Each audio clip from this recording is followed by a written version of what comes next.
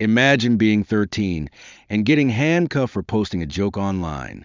Now imagine the judge who sent you away was getting paid for every child he locked up. This isn't fiction. This is what really happened in Pennsylvania. In a small town in Pennsylvania, two judges were running what would later be called one of the worst scandals in American judicial history. Their names? Mark Ciavarella and Michael Conahan. From the outside, they looked like respectable men in robes. But behind the bench, they were running a kids for cash scheme.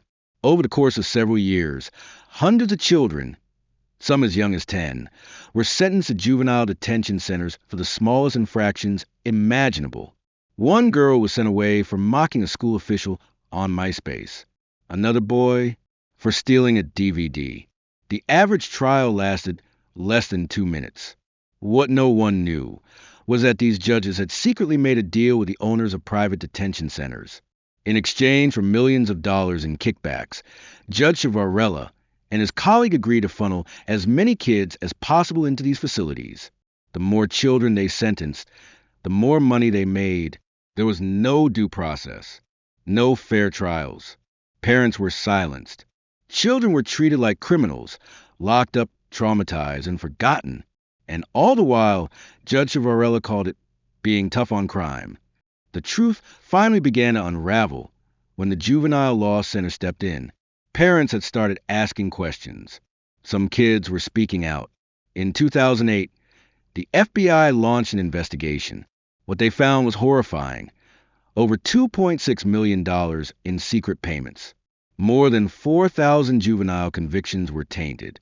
Nearly 400 kids have been unjustly locked up, some for months, others for years. And the trauma didn't end with release. Some of these kids never went back to school. Some ended up in worse trouble later.